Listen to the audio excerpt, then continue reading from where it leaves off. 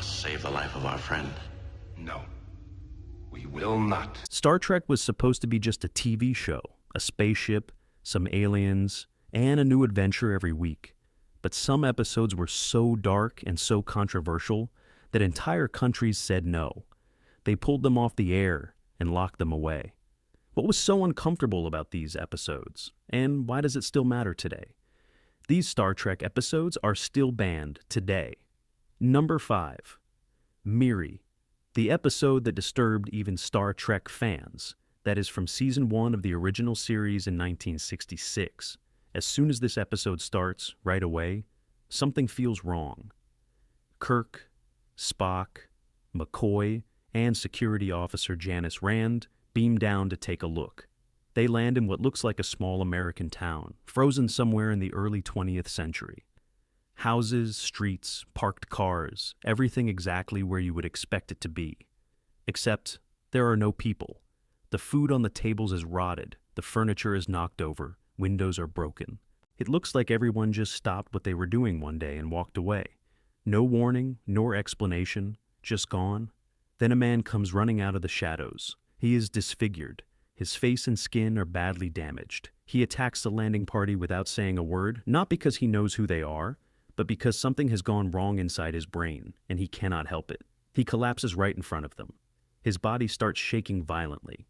And then he dies, right there on the ground, in the first few minutes of the episode. Star Trek did not usually open like that, and it only gets darker from there.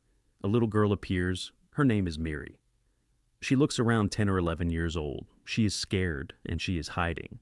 And she does not want to come anywhere near the adults, because she calls grown-ups groups, and the way she says it tells you everything. To Miri, grown-ups are not safe. Grown-ups are the thing you run from. She eventually explains what happened. A long time ago, the scientists on this planet were working on an experiment. They wanted to slow down aging. They wanted people to live longer, maybe forever. And it worked, sort of. Children were affected in a way that made them age incredibly slowly. 1 month of aging for every 100 years that passed. So the children on this planet are actually hundreds of years old. They just never grew up. They still think like kids, but they have been alive for 3 centuries. The problem is what happened to the adults. When a grown-up caught the virus, it did not slow their aging. It made them go crazy.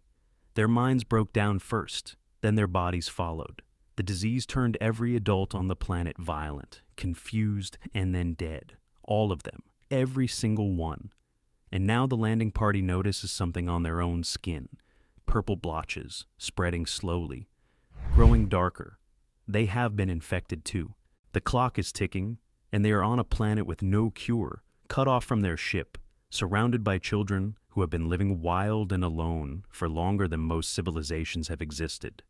McCoy starts working on a cure as fast as he can, but here is where it gets even more tense. The older kids on the planet are not happy about the adults being there. They are suspicious. They are scared.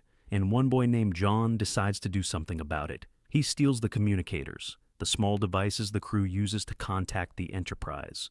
Without them, they cannot call for help. They cannot get supplies, and McCoy cannot run the tests he needs to figure out the vaccine. Miri is stuck in the middle. She has started to trust Kirk, but the other children see her getting close to a group, and they do not like it. The situation falls apart fast. The children form a mob surrounding the landing party and attack. And watching a group of kids swarm a grown adult, hitting him, pulling at him, chanting together like a pack, is one of the most unsettling things the original series ever put on screen.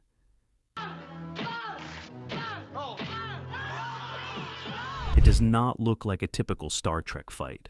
It looks like something gone badly wrong in a way that action and phasers cannot fix. Kirk finally gets through to them. He makes them understand that the youngest children will die if the older ones do not help, that without the cure, none of them survive.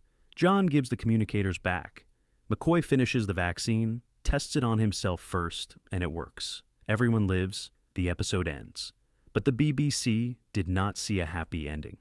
They saw an episode built around children being violent, children being traumatized, children as the last survivors of an adult apocalypse. They aired it once in 1970, received complaints, and removed it from rotation for years.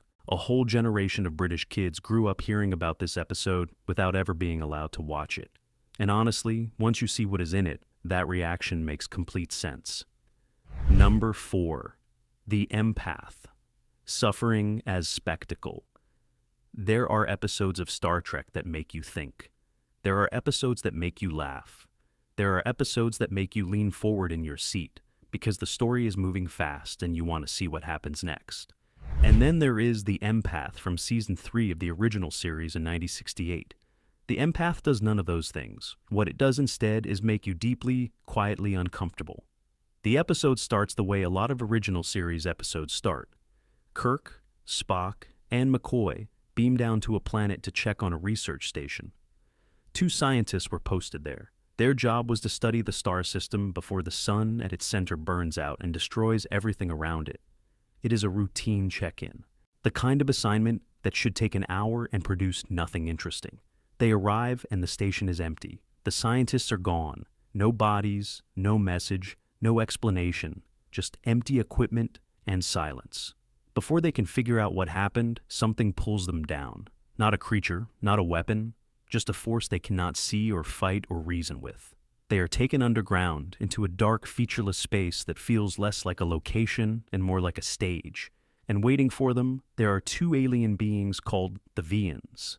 The Vians are not monsters in the way Star Trek usually presents monsters. They do not roar. They do not attack. They are calm, measured, and almost clinical.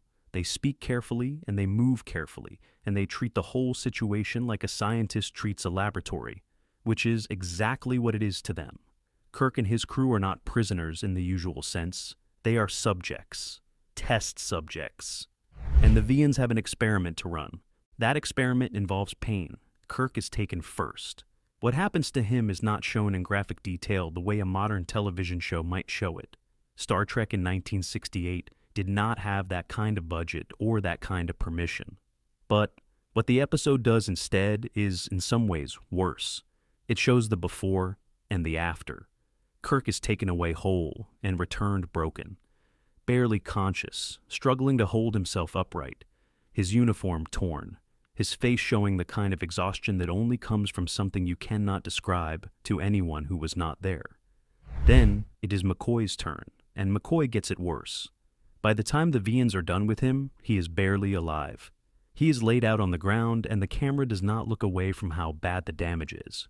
Leonard McCoy, the warmest and most human character in the original series, the one who always pushed back against cold logic with raw feeling, is reduced to something fragile and frightening to look at. Spock watches all of this and runs his calculations. His face stays controlled. But there are small moments where the control almost slips, and those moments hit harder than any dramatic speech could. The third character in this episode is the one who gives it its name. She is a woman who was already in the underground space when the crew arrived. She has no voice. She never speaks a single word. She is referred to only as Gem, and Gem has an ability unlike anything else in the franchise. She can take injuries from other people into her own body. She reaches out and touches someone who is hurt, and the wound transfers. Their pain becomes her pain. Their damage moves into her, and then her body heals it. She is, in the most literal sense possible, an empath. Not in the emotional way the word usually gets used. In a physical, costly, exhausting way. Every time she helps someone, it costs her something real. The Vians are not torturing Kirk and McCoy because they are cruel. That is the part that makes the episode so hard to sit with. They have a reason. Their sun is dying. Their entire star system is going to be destroyed, and they can only save one species from the planets in that system. Gem's people are one of the candidates, and the Vians have decided that the only way to know if a species is worth saving is to find out whether they are capable of true self-sacrifice. Let's wait to see whether her instinct for self-sacrifice has become stronger than her instinct for self-preservation. Whether they will choose to absorb someone else's suffering when they do not have to. Whether compassion is real in them or just a behavior they perform when it is easy. So they are forcing Gem to watch. They are creating the suffering deliberately, so she will be moved by it, so she will have to make a choice. Help or do not help. Take the pain or leave these strangers to carry it alone. It is one of the coldest moral frameworks any Star Trek episode ever built. The villains are not wrong that compassion matters. They are just willing to manufacture agony to test for it. And the episode never fully lets them off the hook for that. It never says the end justifies the means. But it also does not give you a clean resolution where the villains are defeated and punished. The ending is quieter than that and more honest. Jem makes her choice, and the villains make theirs. And everyone walks away carrying something heavy. NBC nearly did not let this episode air. The network had serious concerns about how much suffering was on screen and how long it stayed there. An adventure show was expected to have danger and tension, but also momentum, forward movement, the sense that the heroes were working towards something.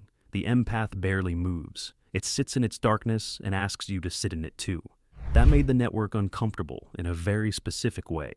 The BBC added it to their restricted list alongside Miri and the other banned original series episodes. Too dark, too heavy, not appropriate for the family viewing slots where Star Trek was scheduled. And they were not entirely wrong about what the episode was doing. They were just wrong about whether that was a reason to hide it. Because what the empath is really doing, underneath all the suffering and the clinical cruelty and the mute woman absorbing wounds in the dark, is asking a question that has no easy answer. What does it actually cost to care about someone? Not the idea of caring, the real thing, the kind that requires you to take something painful into yourself that you did not have to take, the kind that changes you. That question deserved to be asked in 1968. It deserves to be asked now. And the fact that it made people uncomfortable enough to ban the episode is probably the best evidence that it was asking it in exactly the right way. Number 3. Plato's Stepchildren, the kiss that changed television. Some moments in television history are big and loud and obvious. You can feel them happening in real time. The whole country stops and watches and knows that something has shifted. And then there are moments that look tiny on the surface. 3 seconds of screen time, 2 people, a kiss involving a black woman and a white man, and suddenly 3 seconds became one of the most controversial moments in the history of American broadcasting. That is what Plato's Stepchildren from Season 3 in 1968 gave the world. The episode was banned in the United Kingdom, kept off British screens for years, and is still one of the most discussed hours in the entire Star Trek franchise. Not because it was the best episode ever made, but because of what it meant, and because of how hard certain people worked to stop it from ever being seen. The story is set on a planet called Platonius. The people there are humans who discovered the world centuries ago during their travels. They were so taken with the writings of the ancient Greek philosopher Plato that they built their entire civilization around his ideas. They called themselves the most enlightened society in existence. They were not enlightened at all. They had developed powerful psychokinetic abilities over generations, meaning they could move objects and people using only their minds. And because they had always had that power, they never developed humility or empathy toward anyone who lacked it. They were brilliant and cruel and bored, a very dangerous combination. When the Enterprise arrives, the Platonians want one thing, not trade, not information, entertainment, and they have the power to take whatever they want. Kirk, Spock, McCoy, and Lieutenant Uhura are brought to the surface. The Platonians use their abilities to take control of the crew's bodies, not their minds, their bodies. The crew can think clearly and feel everything, and desperately want to stop what is happening, but their limbs move exactly where the Platonians make them move. They are puppets, and the Platonians find it funny. The crew is forced to perform, to dance, to act out humiliating scenes, while the Platonians watch and laugh. It is one of the darkest portrayals of powerlessness the original series ever attempted. The enemy cannot be punched or outsmarted in the usual way. The enemy is control itself. Thus, then comes the moment. Kirk and Uhura are forced toward each other. You can see them resisting mentally, the strain written clearly across their faces.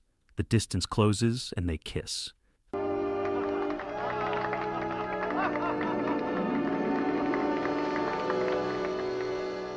3 seconds, maybe 4, and it is over. That moment became the first interracial kiss ever shown on American network television. A black woman and a white man in 1968 on NBC in front of millions of viewers, including the Deep South, where segregation had only legally ended 3 years earlier, and where those wounds were nowhere close to healed. The network was genuinely scared before it aired. Executives worried about affiliate stations in the South. Advertisers were nervous. There was real pressure inside NBC to film an alternate version where Kirk and Uhura turned away at the last second, where the moment was suggested but never shown. William Shatner and Nichelle Nichols knew about that pressure, and whenever they filmed the version without the kiss, they deliberately made those takes unusable. Shatner crossed his eyes. Nichols broke character in small ways. They understood what the moment meant and refused to let it be taken away. The version with the kiss aired, and the reaction was far smaller than the network had feared. Letters arrived from viewers who were genuinely moved.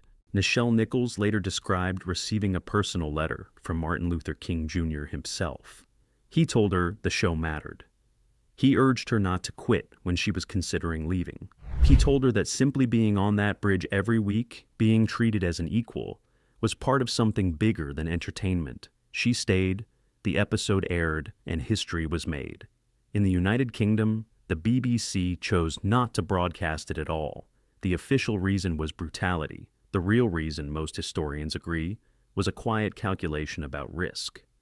Britain had its own racial tensions in the late 1960s. A broadcaster looking at an episode that had already stirred controversy in America made a decision that the safer path was no path at all. The episode stayed off British screens for years. An entire generation knew it existed but could not watch it. And sometimes the things we are not allowed to see become the most important things of all. Number 2. Whom Gods Destroy. Madness, murder, and a psychiatric ward. In space. There is an old saying that goes like this: those whom the gods wish to destroy, they first make mad. It is a dark idea, a deliberate unmaking of someone who was once great. And when the writers of Star Trek chose that phrase as the title of this episode from Season 3 in 1969, they were not being subtle about what they intended to put on screen. This episode is about a man who had everything: talent, respect, a legendary reputation built over years of service, and then lost all of it in the worst possible way, not to an enemy, not to bad luck, but to his own mind turning against him. And watching that portrait play out on screen was enough to make the BBC pull the episode entirely and keep it away from British viewers for years. The setup starts simply. The Enterprise is making a delivery run to a facility on a remote planet called Elba 2. The facility is a high-security psychiatric institution. It holds the most dangerous and criminally unstable individuals in the entire Federation. People who could not be rehabilitated through normal means and could not safely exist anywhere near a general population. Kirk and Spock beam down with a shipment of advanced medicine, a quick stop, in and out, routine. Except nothing is routine anymore. The patients have taken over the facility. Every staff member is either captured or gone. And the man running the asylum now is a former Starfleet captain named Garth of Izar. Garth was not always like this. That is the part the episode keeps coming back to. He was once celebrated across the entire Federation. A brilliant strategist, a decorated officer, someone whose name carried real weight. Younger captains, including Kirk himself, studied his victories at the Academy. He was the kind of person who seemed untouchable. The kind who makes everyone around them believe that some people are simply built differently from the rest of us. And then, something broke inside him. The details are not spelled out completely, which somehow makes it worse.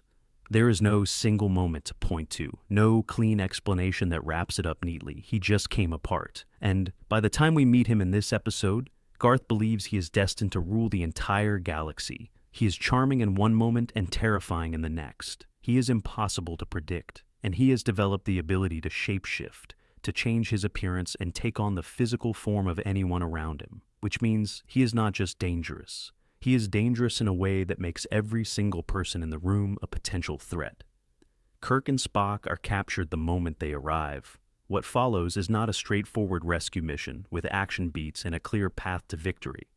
It is a psychological endurance test. Garth does not simply want to escape. He wants to prove something. He wants Kirk to acknowledge that the legend Garth once was has been replaced by something even greater. He runs mind games with patience and creativity. He shifts between personalities the way other people shift between moods. He is completely in control of this facility and completely out of control of himself at the same time. Then comes the moment that made broadcasters reach for the off switch. Without warning, without build-up, without any dramatic preparation, Garth kills one of the other inmates. Not in a fight, not in self-defense. He does it simply to demonstrate that he can, to show that life inside these walls means absolutely nothing to him, and that his power over everyone in the room is total. It lands like a door slamming in a quiet house. You did not see it coming, and you cannot unhear it. The climax hinges on Garth shape-shifting into Kirk, and forcing Spock into the impossible position of having to determine which one is real before it is too late. It is a genuinely clever piece of plotting, but reaching it requires sitting through an episode soaked in instability, cruelty, and the deeply unsettling portrait of a great man reduced to something monstrous. The BBC looked at all of that and made their decision. Too disturbing for family television. The combination of sudden violence, psychological torment, and an atmosphere of total unpredictability placed it outside what they considered appropriate for the evening slots where Star Trek aired. British viewers heard about this episode for years before they could actually watch it, and the fact that it was hidden only made people more curious about what was inside it. Once you see it, the ban makes complete sense. Some things are just too dark to explain away. Number 1. Threshold. The episode. Star Trek Wants to Forget. Every franchise has one, the one that the creators regret, the one that critics use as shorthand for when a show lost the plot completely, the one that even the most loyal fans tend to skip over during a rewatch, shake their heads at, and quietly agree should probably not exist. For Star Trek, across all of its series and all of its films spanning nearly 6 decades, that episode from the Voyager series in 1996 is almost universally agreed to be Threshold. And once you understand what actually happens in it, the reaction makes complete sense. The episode begins with a setup that sounds like real science fiction. Lieutenant Tom Paris, the Enterprise's pilot aboard the starship Voyager, has been working on a theory. He believes he has found a way to break the Warp 10 barrier. In the world of Star Trek, Warp 10 is not just a fast speed. It is a theoretical absolute limit. A velocity so total and so complete that a ship traveling at Warp 10 would simultaneously exist at every single point in the universe at the same time. Every location, every corner of existence all at once. The smartest minds in the Federation had always said it was impossible. A hard ceiling that could never be broken no matter how advanced the technology became. Tom Paris breaks it. He builds a shuttle capable of achieving infinite velocity, runs the calculations, convinces the crew it will work, and takes the shuttle out alone. The flight succeeds. He travels at Warp 10. He is, for a brief moment, everywhere in the universe simultaneously. He returns to Voyager as the first human being to ever achieve something that was supposed to be permanently out of reach. It is a genuine triumph. The crew celebrates. Everything feels like a landmark moment in the history of space exploration. Then Tom Paris starts turning into a salamander. This is not a metaphor. There is no deeper meaning being constructed here. There is no allegory about the price of ambition or the dangers of pushing past natural limits, at least not one that the episode earns or develops with any real craft. Tom Paris, over the next several acts, physically and literally, transforms into an amphibian. His tongue grows longer, his skin changes, his eyes shift. His ability to think and communicate deteriorates as his biology rewrites itself from the inside out. He becomes aggressive and unpredictable. The Doctor, Voyager's holographic physician, watches the transformation happening and cannot stop it. Then Paris escapes from sickbay. He makes his way to Captain Janeway, overpowers her, drags her onto a shuttle, and achieves Warp 10 again with her on board. When the crew eventually tracks them down on a remote planet somewhere deep in the Delta Quadrant, they find 2 creatures, not 2 people. 2 amphibians. Paris and Janeway, fully transformed, living in the wilderness of an alien world they have never seen before. And beside them are 3 smaller creatures, offspring. Paris and Janeway, while transformed into salamanders, have produced children together. The Doctor reverses the mutation. Both officers are restored to their human forms. The salamander children are left behind on the planet. The episode ends. Brannon Braga wrote this episode. He is one of the most talented and experienced writers in the history of the franchise. He worked on some of the most celebrated episodes across multiple Star Trek series. He is not a writer who makes careless decisions or produces weak work as a habit, which is exactly why what he said publicly about Threshold afterward carries so much weight. He called it the worst thing he had ever written. Not a stumble, not a near miss. The worst. That level of self-criticism from someone of his caliber tells you everything about how badly the execution failed the concept. The premise is not without potential. The idea of breaking the ultimate speed barrier and facing consequences that cannot be predicted or controlled is genuinely interesting territory for science fiction. The problem is that the consequences chosen make no logical sense within the rules the show had already established. The transformation serves no narrative purpose that the story actually earns, and the image of two Starfleet officers as breeding salamanders in a swamp is so far outside the tone and identity of Star Trek that it does not just fail as storytelling. It makes the viewer question whether anyone in the production process raised their hand and asked if this was really the direction they wanted to go. Several international broadcasters airing Voyager in family-friendly evening slots quietly chose not to carry this episode, or delayed its broadcast without explanation. The reasoning was not about racial politics or psychological darkness or the kind of challenging social commentary that got other episodes banned. It was simpler, and in some ways more embarrassing than that. The content was so strange and so difficult to defend to a general audience that schedulers simply did not know what to do with it. Threshold is still available today. As of February 27th, 2026, you can find it on streaming platforms sitting right alongside every other Voyager episode as if nothing happened. But its reputation has followed it everywhere it goes. Not banned by a network, not pulled by a broadcaster for being too dangerous or too honest or too far ahead of its time. Rejected by the consensus of fans, critics, and the people who actually made it. In a franchise built on bold experiments, being disowned by your own writer might be the harshest verdict of all.